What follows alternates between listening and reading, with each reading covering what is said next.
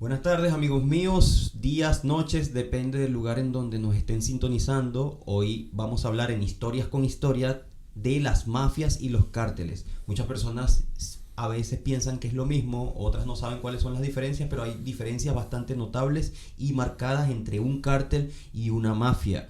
Y hoy en el desarrollo de todo esto estaremos hablando de las mafias más organizadas y más famosas obviamente del mundo, también otras no tan famosas, y de los peculiares que son según sus rasgos culturales y sus características dependiendo de la geografía de donde, y las latitudes de donde éstas provengan. Vamos a ver que independientemente del país, cada mafia tiene su identidad y esto es lo que las hace, digamos que vistosas o llama la curiosidad y la atención de muchas personas, además de sus actividades delictivas e ilícitas se han convertido en todo un símbolo pop e incluso han llegado han llegado a despertar admiración en muchas generaciones. Sí, se podría decir la narcocultura. Se podría hablar de así, de cómo se puede traspasar en la cultura general y hasta hay niños a la hora que dicen, no, yo quiero ser como este o aquel, para no decir nombres ahorita.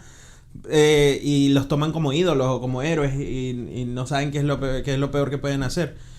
Sí, no, es muy importante diferenciar uno del otro porque al parecer de que ambos son estructuras de criminales y asociaciones ilícitas, ambas tienen muchas diferencias entre sí.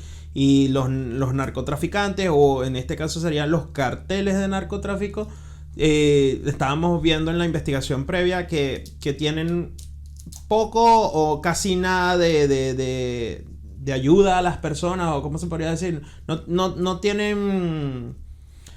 no tienen como ese cariño hacia el ciudadano común. Pueden matar a tu hijo, a tu primo, a tu familiar más cercano. Claro, y cuando lo hacen, sin piedad, es lo que podría decir. De las personas es para ganar popularidad, como por ejemplo podemos ver el caso de Pablo Escobar, quien construyó el barrio de Pablo Escobar, estadios, construyó barrios, le dio vivienda a muchas personas. Pero recuerden que Pablo Escobar también quería una carrera política y muchas veces eso venía del papá. Él quería ser alguien porque dentro de estas personas que son megalómanos por excelencia, que siempre tienen una conducta patológica y delirios de grandeza, muchas veces vemos que están llenos de riqueza, pero están en lo ilícito y muchos estigmas, sobre todo en las familias suramericanas. Claro.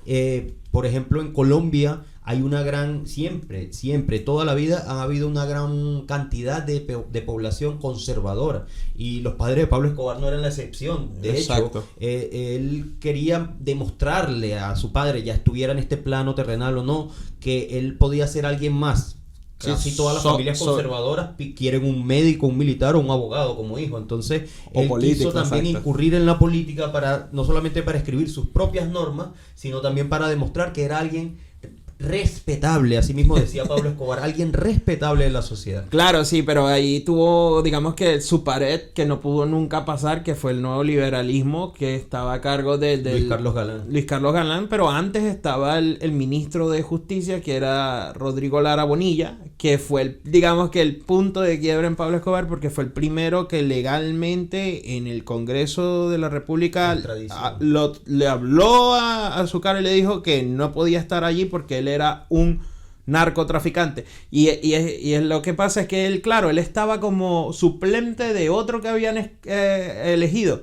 Pero claro, todo el mundo sabía que no era el que estaban eligiendo, no era al suplente, al original, sino al suplente, que era Pablo Escobar. Entonces, claro, él era toda una tramoya para limpiar su nombre. Porque claro, él decía que era ganadero, que vendía inmuebles, pero nunca podía justificar la cantidad inmensa de dinero que le entraban a sus arcas. Hasta que ya empezó a ser descarado simplemente. Sí, no, ya después de esa situación, cuando ya le quitan la inmunidad parlamentaria y todo, él ya se hace un atentado y mata a Lara Bonilla y de ahí empieza la guerra contra el narco. Y las grandes palabras que dijo en su momento antes de retirarse de la política, cuando acá se desata una guerra bien berraca. Y palabras del propio Pablo Escobar. Ahora, una pregunta bastante, digamos que para disipar algunas dudas y bastante interesante. ¿Son los cárteles tipos o subtipos o ramas de mafias o son las mafias tipos de cárteles? Porque no se le puede denominar cártel a una mafia. Yo creo que sería al revés, exacto, que los cárteles se pueden denominar algún tipo de mafia, pero nunca una mafia puede denominarse cártel. Correcto. Y yo creo que por ahí Tiene viene la sentido. cosa, sí, porque la mafia primero, empezando de que viene de antes, el término mafia como tal viene de Italia, de Sicilia, de la mafia italiana como tal, y se enfoca más en grupos familiares o en ramas de lazos de sangre. de lazos sanguíneos, exacto.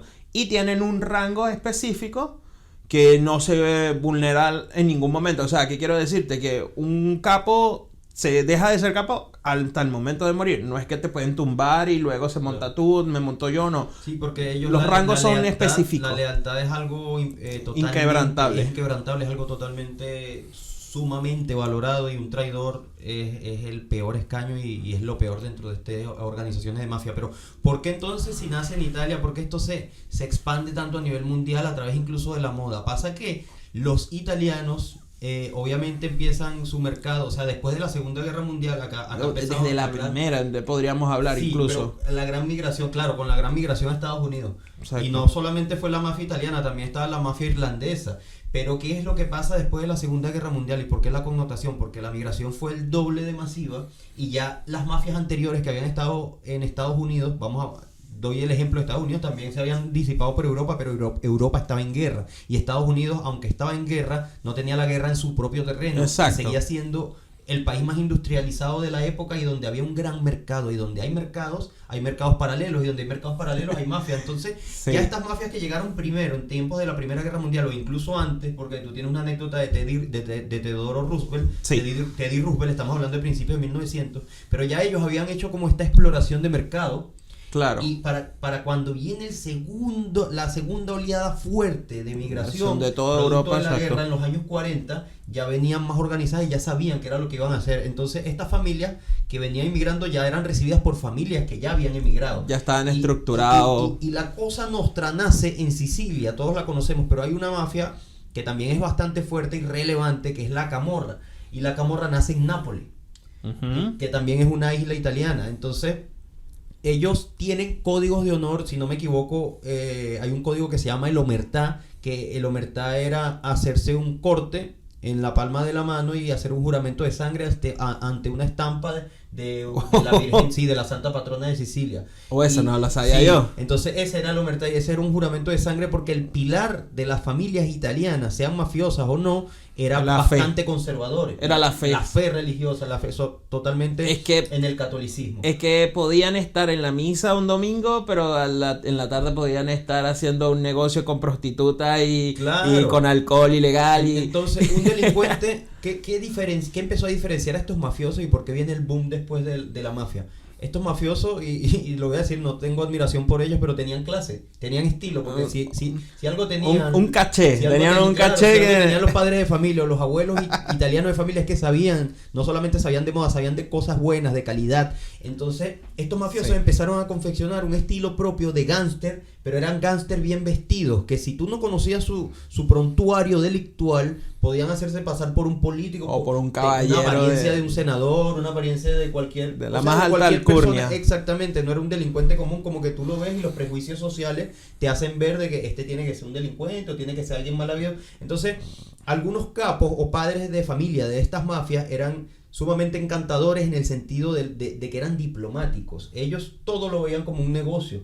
De hecho, los delirios, que en esto se basa también la película El Padrino, los delirios que tienen ellos con sus negocios, ellos están en un mundo en donde muchos incluso no saben separar la realidad lo delictual de los negocios lícitos. Y en esto se basa una defensa que siempre han tenido, que como ellos han estado metidos siempre sus garras en la política y en los negocios también lícitos, porque por el lavado de dinero, ellos se camuflan en este mundo. Y hoy en día las personas ven a muchos políticos como mafiosos, a muchos empresarios como mafiosos, y hoy en día yo me atrevo a decir que es muy difícil diferenciar a un mafioso de una persona respetable que tenga honor, porque los mismos mafiosos tenían ética y honor, y por eso es que ellos se diferencian de los obvio. Y bueno, estamos claros de que en ese momento las grandes mafias sobornaban mucho a los políticos y a los policías y a todos los mecanismos de poder. Eso es lo que dices tú, exacto. Lo vimos mucho. La anécdota que me comentabas tú ahorita hace poquito, que te decía de Theodore Roosevelt, es que él fue presidente de Estados Unidos, pero antes de ser presidente, A él lo mandan a Nueva York porque había llevado primero como un sistema de seguridad a Washington. Y estaba en Washington y el mismo presidente le dice, yo necesito que me mandes este mismo sistema, pero para la peor ciudad del país. Y era Nueva York. Entonces lo mandan para Nueva York como comisionado de la policía, ni siquiera era capitán, comisionado de la policía.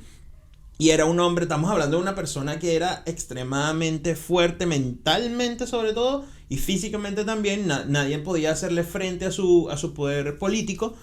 Y llega como comisionado de Nueva York. Recientemente había perdido a su esposa y a su mamá el mismo día. Imagínate tú. ¿Un accidente? No, fallecieron de enfermedad, las dos el mismo día. O sea que no creía en nadie. Ese hombre era así de fuerte, exacto. Entonces, claro, su primera esposa, porque creo que tengo entendido que se casó después, otra vez. Pero bueno, y incluso aquí anécdota pequeña, en su diario tenía solamente escrito ese día, este día murió mi alma o algo así, o el peor día de mi vida, algo así puso, y no escribió más nada. Volviendo a esto, ese hombre, bueno, llega como comisionado y claro, ¿qué pasa? Que la mafia más importante en Nueva York en ese momento, que no sabes quiénes eran. Los uniformados, eran los policías. La policía era la mayor mafia que tenía el país en ese momento. Esa ciudad sobre todo. Entonces, que se pone en una guerra sin cuartel en contra del comisario de la policía. Y en los periódicos hacían caricaturas y chistes así sobre eso, de la pelea entre el comisionado y el capitán de la policía.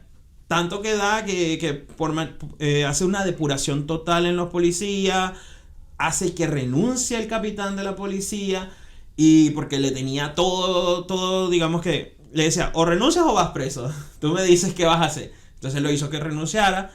Y hace reformas, incluso una reforma que muchos odiaron, fue que en ese momento, claro, él hizo una reforma, hizo cumplir una ley que estaba ya desde hace mucho tiempo, porque en ese momento todavía no estaba la prohibición del alcohol, que era que las tabernas no podían abrir los domingos. ¿Qué pasa? Que en ese momento, claro, las tabernas le pagaban a los policías y los policías la dejaban abrir los domingos, porque era el día que tenían más afluencia de personas, porque los trabajadores solo trabajaban de lunes a sábado y el domingo estaban libres y era donde percibían más dinero y les convenía. Entonces, claro, pasaban como bajo cuerda a la policía. Eso, por supuesto, se corta de raíz y le hacen protestas y lo intentan matar, creo que 3 veces, si no me equivoco. Y los mismos taberneros, ni siquiera las mafias ni nada, los mismos taberneros. Los policías a veces la gente tenía miedo incluso de que un policía fuera si te robaban, porque decía que capaz y salías peor, salías sembrado, salías peor, que te robaban más cosas los mismos policías. Entonces a veces habían crímenes en Nueva York que ni siquiera eran impunes porque prefería que tenían tanto miedo a la policía que decían, yo no voy a dejar que un policía entre a mi casa. Claro, entiendo. A ese nivel. Entonces, claro, él hizo esa depuración, digamos que fue la primera depuración de Nueva York. Después vinieron, como dices tú, las 2 grandes migraciones y sobre todo la Segunda Guerra Mundial, donde llega el gran grueso de las mafias. Y tuvieron que hacer segundas depuraciones, pero ya era más por el alcohol. Es más, Al Capone, tengo entendido, no sé si tú sabes que él estuvo preso fue por contrabando. Evasión de impuestos. Evasión de impuestos y era contrabando de alcohol, ni siquiera era de drogas ni nada. Y Al Capone, lo que pasa es que, claro, la prohibición, eso fue una enmienda, es la única enmienda constitucional de Estados Unidos que ha quedado sin efecto, que se ha derogado por el fracaso que tuvo la prohibición, porque creo, obviamente, cuando tú creas muchas restricciones, creas mercados negros. Entonces, ¿qué pasó? Como el alcohol en este momento era totalmente ilegal, empezó el contrabando y el mercado negro del alcohol, y los que dominaban el mercado negro del alcohol tenían un negocio mucho más pujante que incluso la droga. Estamos hablando de los años 30, tampoco la droga estaba en su apogeo, ni había invadido las calles, porque no estaban estos laboratorios químicos tan avanzados. Pero Al Capone, que era el capo del alcohol en ese momento, su mayor ciudad de operaciones, su mayor radio de operaciones era en la ciudad de Chicago. Y Al Capone tiene una anécdota bastante famosa, que es una redada que él hizo. O sea, vistió a sus hombres con uniformes de la policía de Chicago. ¿En serio? Y con varias patrullas oficiales todas.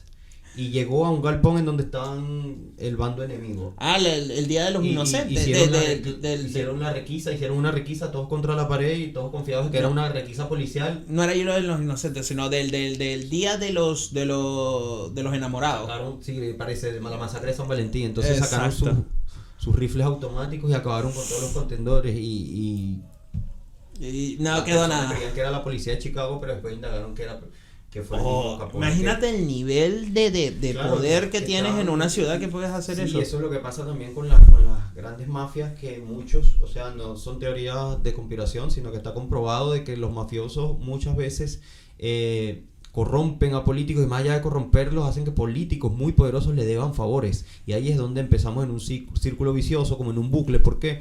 Porque muchas veces están en campaña y son estos mafiosos quienes hacen grandes préstamos o patrocinan la campaña de algunos políticos, y allí es donde empieza esta relación. Y como te digo, ellos mismos se consideraban hombres de negocios, y hay mafias bastante, o sea, en Europa venía un montón, en Italia hay varias, pero la más famosa obviamente son la Camorra y la Cosa Nostra. La Cosa Nostra empezó en este control de las calles. Comenzó con los juegos y las apuestas. Ellos empezaron con los casinos, pero ¿qué pasa? Que dentro de todas estas casas de juegos habían actividades lícitas y actividades que no lo eran tanto. Ilícitas. Entonces había las apuestas, después se van por la prostitución y el tráfico de armas. Un delito va llevando al otro, y mientras va creciendo la organización viene el lavado de dinero. O sea, claro, como el blanqueo de capitales, producto del dinero que viene manchado de sangre y lo inyectas en negocios que son lícitos, también propiedad de estos capos de lavandería. Son personas sumamente inteligentes para los negocios. En cambio, los cárteles tienen un reino del terror. Un reino del terror y del miedo que muchas veces, sí, hay personas muy inteligentes. O sea, Pablo Escobar tuvo una inteligencia empresarial para los negocios ilícitos, pero son personas que se hacen de una imagen a través del miedo, incluso a su propia población, infundido a su propia población. En cambio, muchas veces los mafiosos eran protectores de sus propios poblados y de sus propios, porque donde había un mafioso, y ya que está hablando de toda la corrupción policial de la época, ya sea Chicago o Nueva York, donde había un mafioso, esas calles estaban en calma y en paz, porque era el mafioso el que se encargaba, porque eran tan políticos que ellos actuaban como los políticos, no les convenían los escándalos. Sí, los mafiosos no querían salir en la prensa, los mafiosos no querían tener fisgones humeando afuera de sus propiedades, no querían tener reporteros, no querían tener chismosos. Entonces los mafiosos mantenían la calma y muchas veces eran protectores incluso de todos estos sectores. Cuando se desataban las guerras entre las grandes familias, siempre había mediadores, porque sabían que las guerras eran costosas, traían muertos y no traían nada. Claro, entonces las familias, cuando conciliaban entre sí, se repartían los territorios, y esos territorios tenían que respetarse. Yo tengo entendido que que hay una frase muy famosa que dicen que en la guerra el único que se beneficia es el que vende las balas.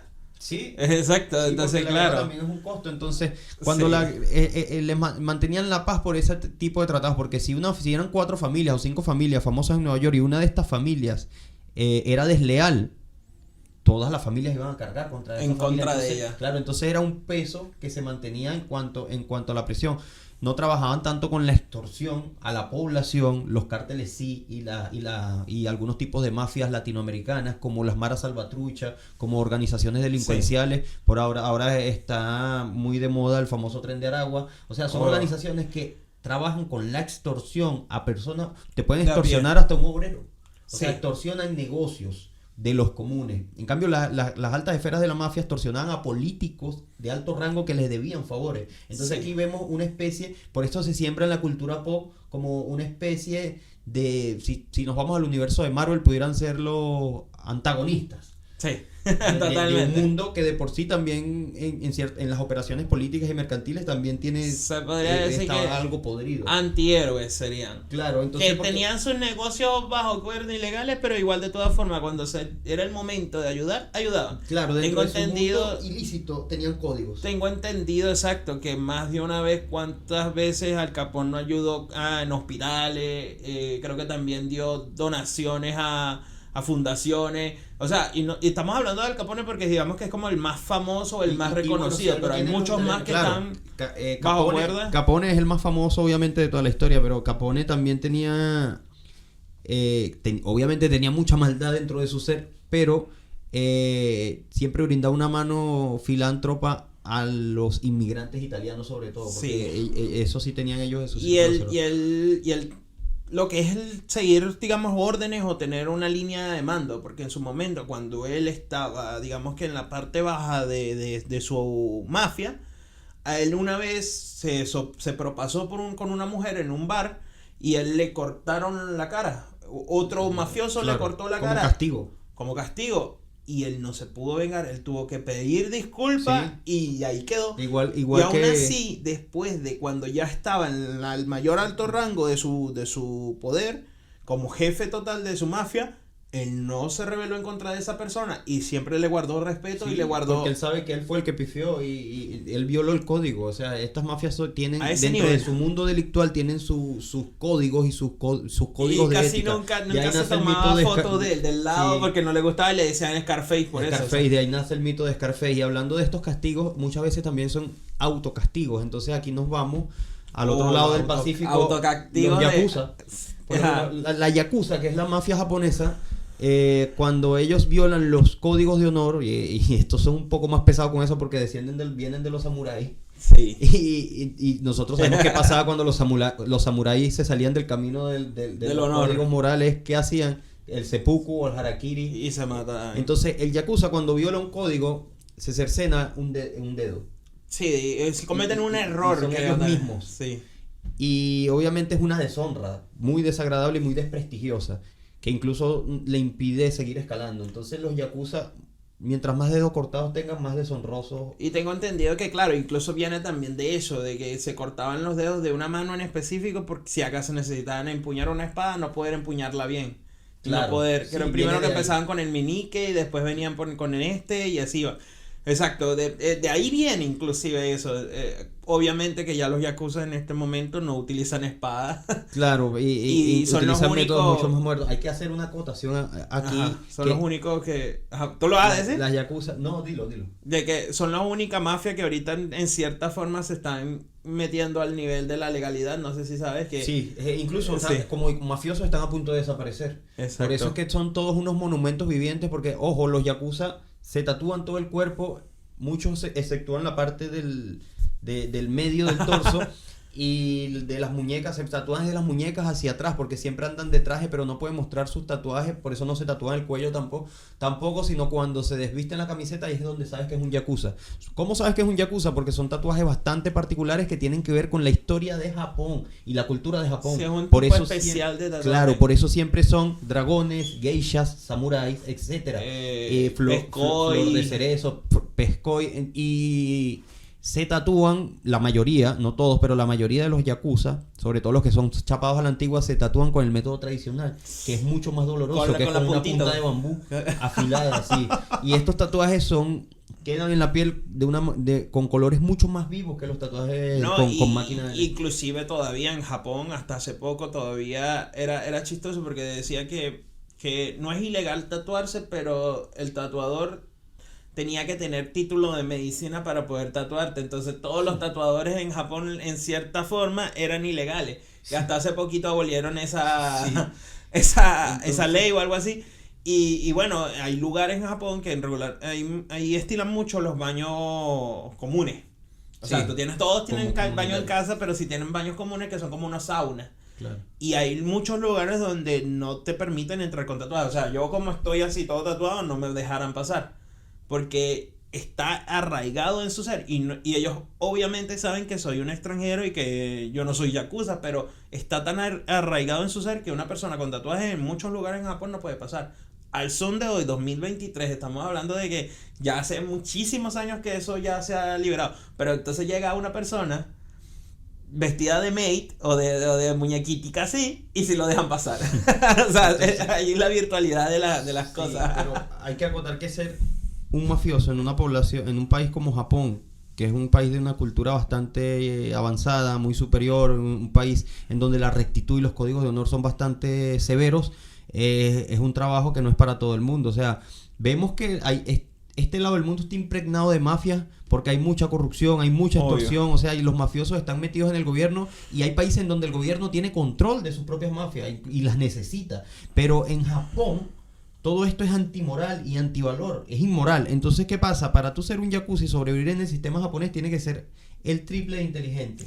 Y ahí, cuando en los comienzos de la yakuza, hay una anécdota de 100 yakuzas que llegaron a un banco y todos tenían un gato y una moneda de un yen en la mano. Entonces empezaron a hacer su fila para hacer un depósito y empezaron a alarle la cola a los gatos, lo que hacía un estruendo totalmente insoportable. Tanto que el director del banco tuvo que bajar a ver qué pasa porque no estaban haciendo nada ilegal. Cada uno estaba haciendo una fila para depositar un mísero yen.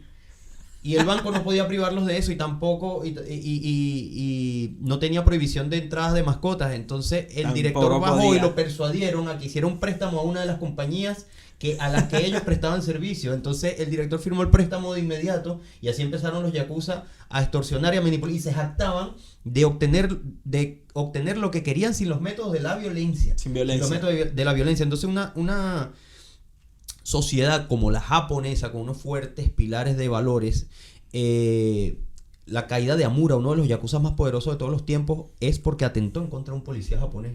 Siempre no te metas con eso. Sí, no te metas con la policía, no te metas con el Estado, no te metas con... Entonces, obvio, sí. Y los japoneses también, las yakuzas empezaron, después de la Segunda Guerra Mundial, que es donde agarran más fuerza, los territorios que eran del Japón imperial, como la península de Corea, como Hong Kong, como Taiwán, que fueron...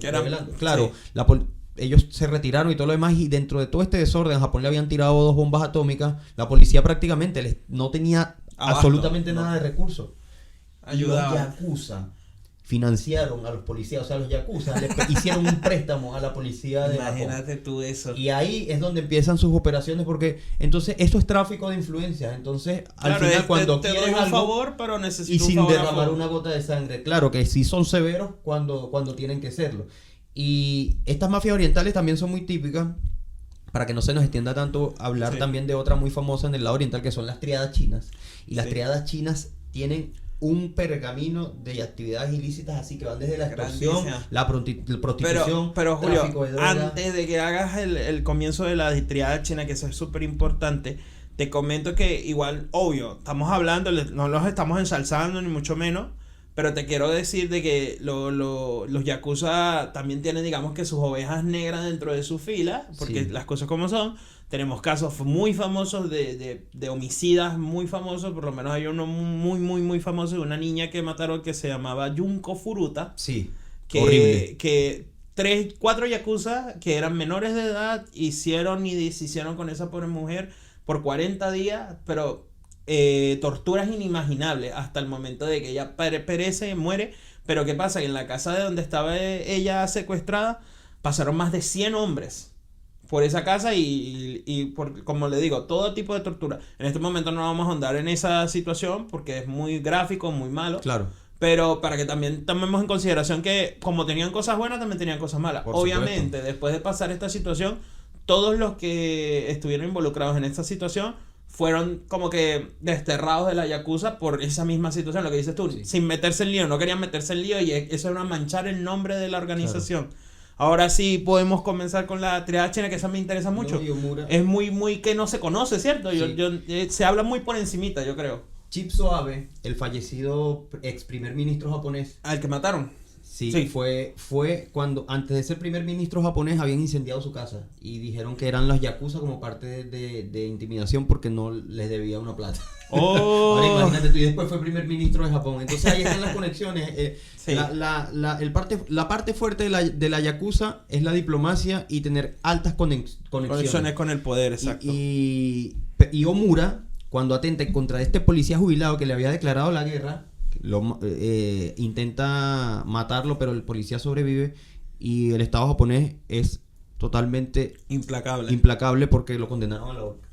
De una. Y quedó desmantelada la parte que él manejaba de la yakuza, que era llamémoslo familia usando la terminología italiana, que era la Kudokai.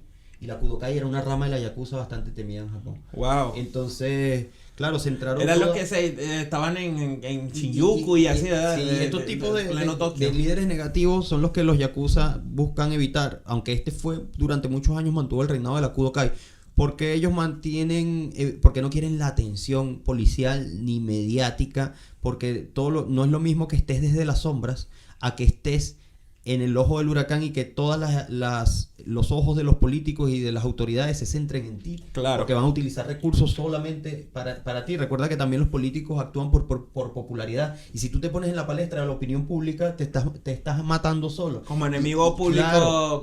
Y es lo que no entienden las mafias, o sea, las mafias suramericanas que tienen un imperio totalmente distinto porque estos países son de los más corruptos de la región y muchas veces no necesitan ni siquiera esconderse. En cambio, las tríadas chinas que tienen delitos que van desde la extorsión, intimidación, tráfico de armas, tráfico de órganos, tráfico de droga, prostitución, trata de personas, violaciones a copyright. Y cuando te estoy hablando de violaciones a copyright, no es que solamente que te venden música pirata, estamos hablando de incluso a nivel industrial. Hacen películas. En donde hay incluso espionaje industrial metido en esto, porque como decimos a nivel coloquial, sin ofender a la comunidad china, que los chinos copian todo. Y son violaciones flagrantes a copyright, donde crean incluso mercados que son hasta más fuertes que los mercados originales. Entonces, las tríadas chinas se denominan... Son unas joyitas de personas. Sí, hubo una redada, si no recuerdo, en 2011 de la Guardia Civil Española en conjunto con la Interpol, en donde cayó un líder de las tríadas chinas que era accionista nada más y nada menos que del Real Madrid. Y ahorita cayeron... Tenía más de 2.000 restaurantes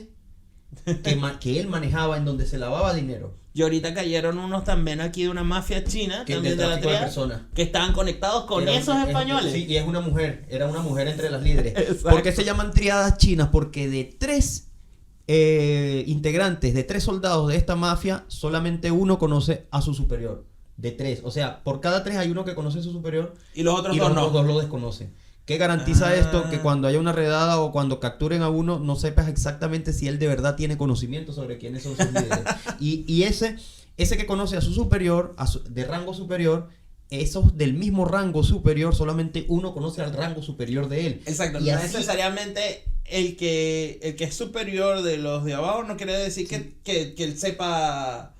Que él sepa su superior. Exacto. Claro, entonces así hasta llegar al jefe. Wow, entonces claro, es imposible de rastrear. Nadie sabe quién es el jefe absoluto de las tríadas chinas, incluso. Ahorita es un viejito como de 150 años. En las grandes comunidades fumando opio. Y barrios chinos de inmigrantes, que aquí es donde está la trata de personas, en donde ellos incluso, según investigaciones de la Guardia Civil Española, alrededor, por lo menos en Europa, los endeudaba 20.000 euros, 40.000 euros a todas las familias que traían, pagaban su pasaporte, su visa de trabajo. Pasa mucho eso también. Claro, en todas partes pasa, por eso es que siempre vemos que los chinos son herméticos, su comunidad. Y si le preguntan a un chino, a cualquier chino de las tríadas, van a decir que no existen. No existen, ellos están en la sombra.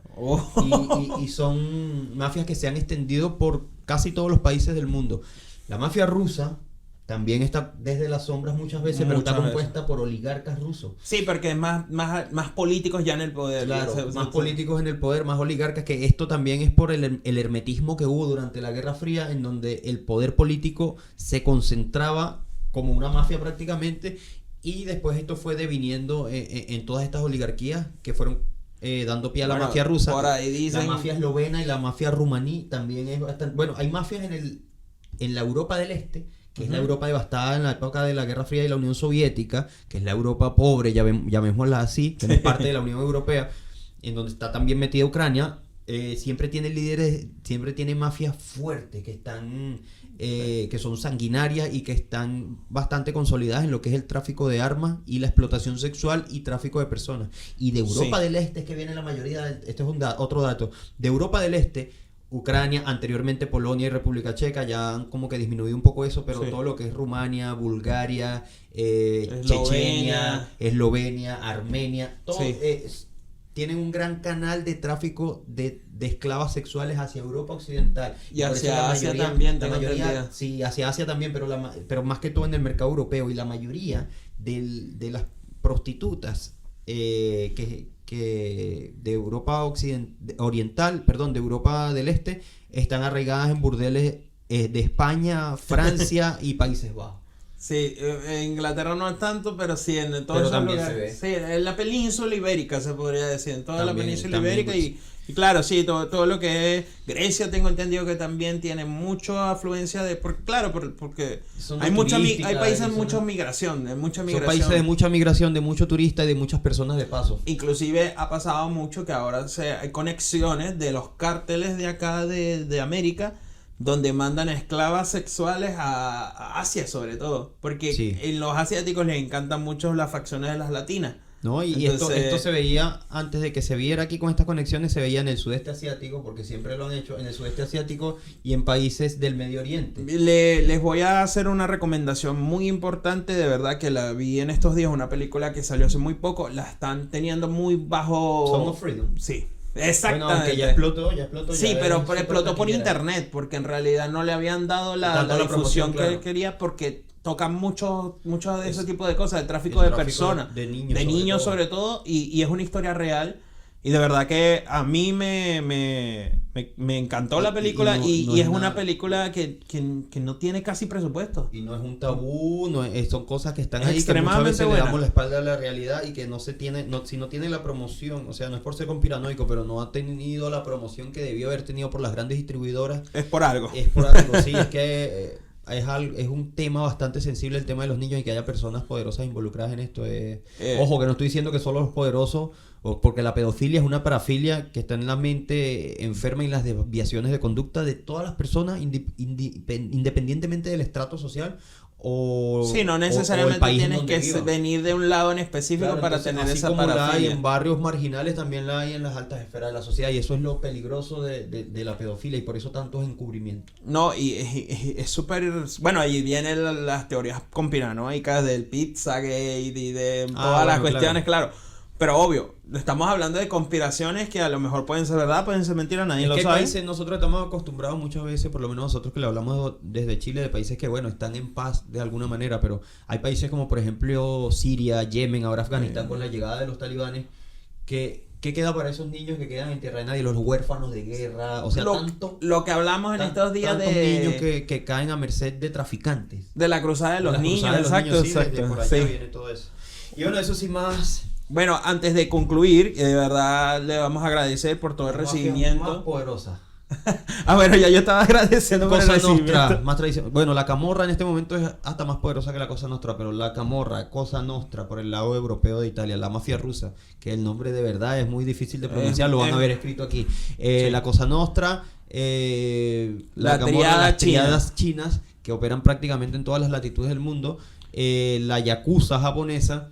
Sí. Y los cárteles latinoamericanos, sobre todo de Colombia y México.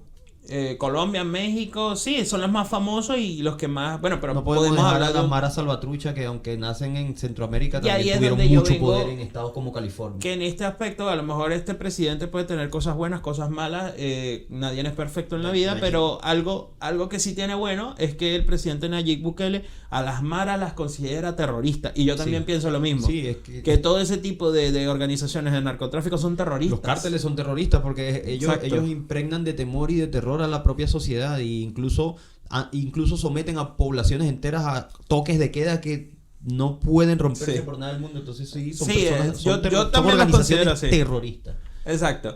Y bueno, sin más que agregar, yo creo que hasta aquí tenemos todo hablado en un convenio muy, muy bueno. Sí, hasta aquí llegamos, porque si nos excedemos podemos tener una llamada de la mafia. Y nos pueden llamar. Pero de verdad le agradecemos a todos por el apoyo, el recibimiento que hemos tenido todo este tiempo.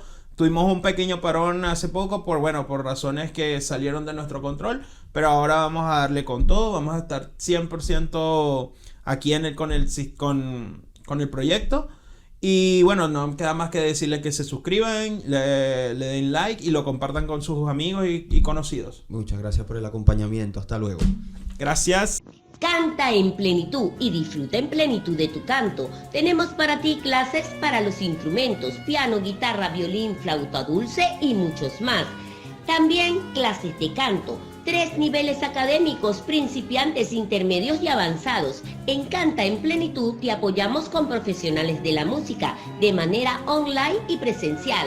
Da ese primer paso y despliega todo tu talento. Contáctanos por el Instagram @cantaenplenitud, correo electrónico cantaenplenitud@gmail.com y al teléfono de contacto 569-321-820-29. Con Canta en Plenitud, disfruta a plenitud de tu canto.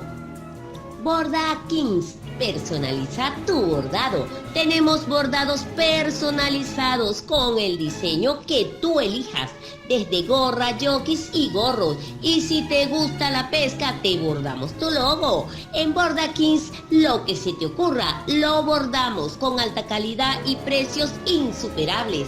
Llama ya al más 569-735-99852. En Borda Kings personalizamos tu bordado.